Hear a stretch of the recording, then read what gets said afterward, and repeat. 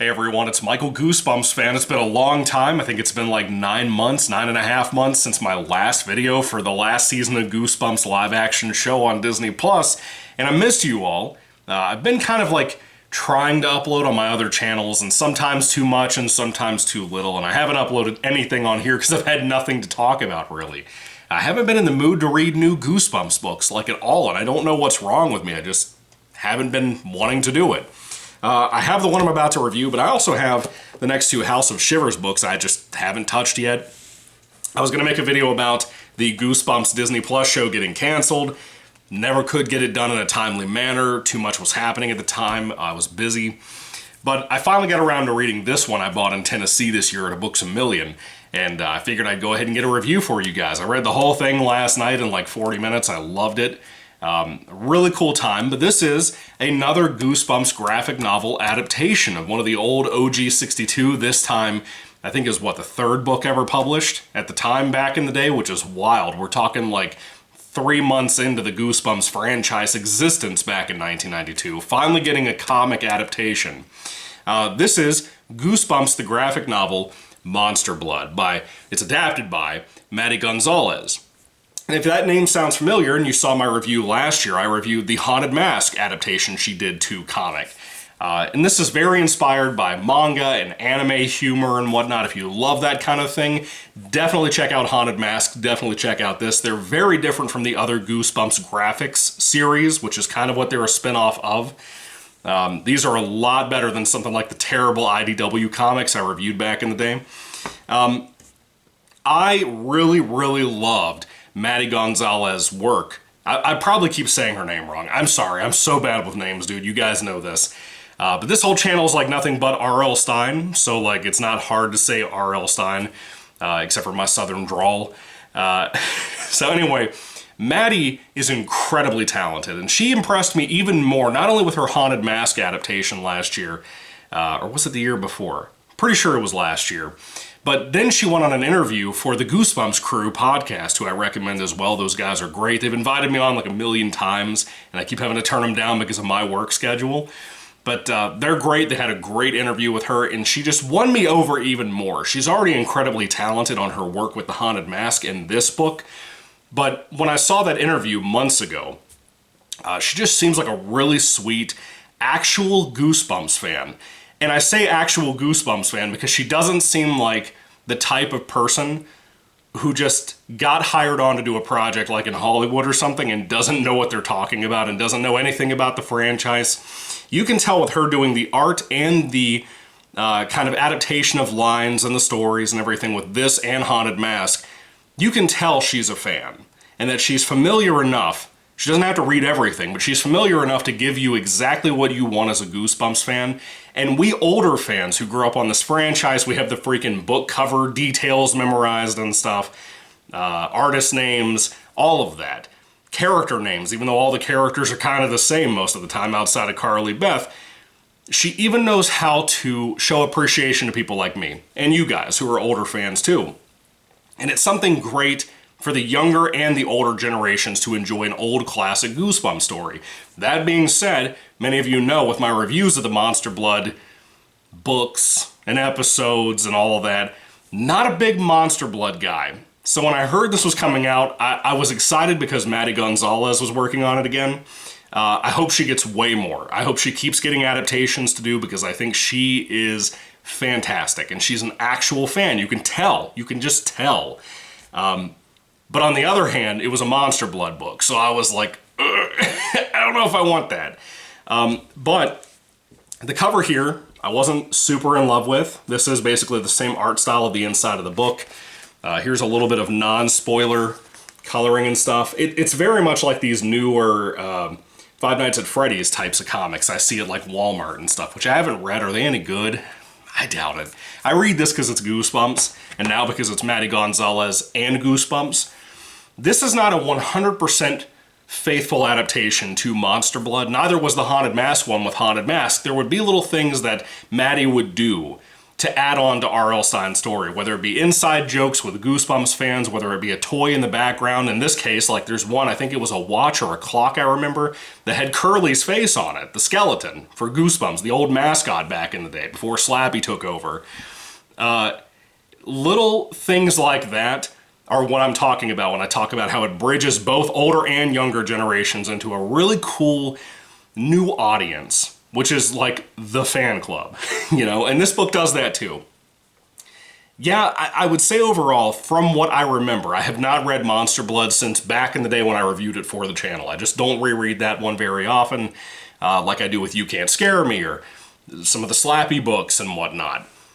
So I don't remember all of the details about Monster Blood, but this is fairly faithful. I would say like 85, 90%, and then there's a lot of little things changed here for humor's sake, because again, it's very anime manga influenced, and I like that about it. I think it actually brings the story more to life for me and for the younger generations too.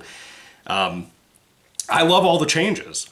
The very few changes that are in here, I like them. The basic story beats, same thing. Nothing really changes there.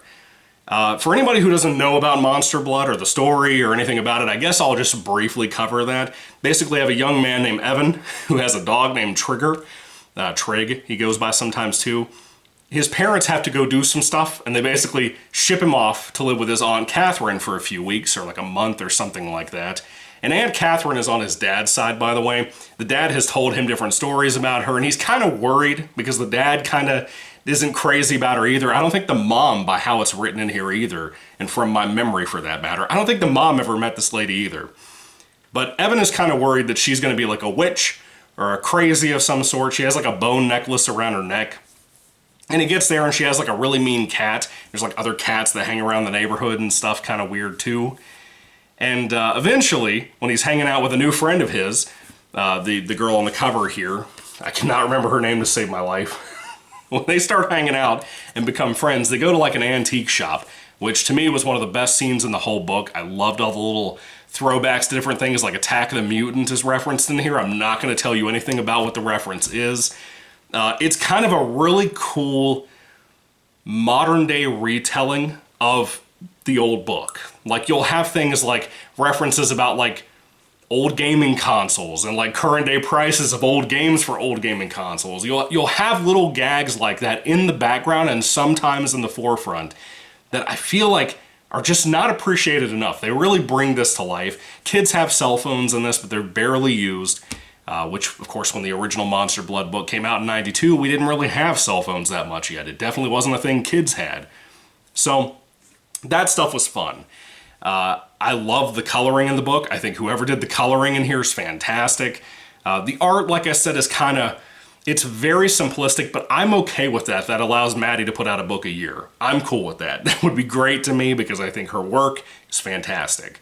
The humor in here, there is so much additional humor, not just jokes, but just types of humor that it worked so well for me. I laughed out loud a lot reading this book, and I'm not going to lie to you, I actually had a better time than I think I've ever had with a Monster Blood book outside of Monster Blood 2, which is also referenced in here, which I thought was really nice. There's just a lot to appreciate about it to me. But anyway, getting back to the story, I completely forgot to summarize the rest of it.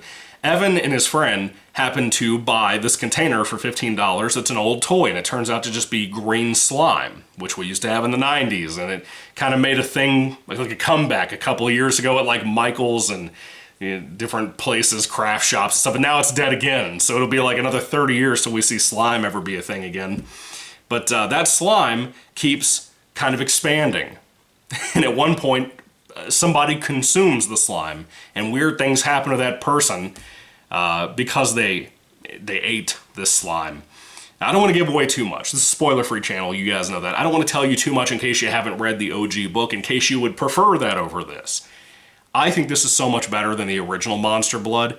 I think it's better than the Monster Blood TV episode. Maybe not the second episode, More Monster Blood from the OG show. But I think it's better than the majority of Goosebumps Monster Blood books that I remember because of the way Maddie adapted it, because of the humor, because of the jokes she throws in. I like the influence of anime and manga. I think that really adds a new layer that people really underestimate. There's no politics. There's nothing stupid like that in here that would just piss you off or divide the audience again. Nothing like that. It's really respectable, and it's really respectful at the same time, I would say. I loved it. I had a great time. I hope Maddie Gonzalez, like I said, keeps getting work with this. Scholastic, if you do not keep throwing work this girl's way, you're nuts. You're absolutely nuts if you don't keep giving this chick work. Because, I mean, this is just, these keep getting better and better. Not that this is better than Haunted Mask, but just the fact that she could improve something I'm not even crazy about in the franchise to begin with says a lot about her and her talent. And I just like different things. There are a couple of things involving scenes that I don't remember and how the monster blood affects things that it may consume. And even those were slightly graphic for a child's, not a young adult book, but a child's horror comic. If you're not like, if gore bothers you, there's like a very tad amount, like a 1% amount that may get to you a little bit. It's kind of mostly off screen for the most part, but it's there and it's not shying away from what it does. Yeah. So anyway, Goosebumps the graphic novel, Monster Blood. What a great read, man. This really made my night last night on a Saturday. My wife and I were just hanging around reading and stuff. And getting to buy this on our 5-year anniversary trip to Tennessee was just so much fun, man. It really added to this that it was so much more enjoyable than I thought it could be, you know? But I had a great time. If you guys haven't read this graphic novel and you haven't read the Haunted Mask one, Maddie also did. Again, check them both out, dude. I think you'll really dig them both.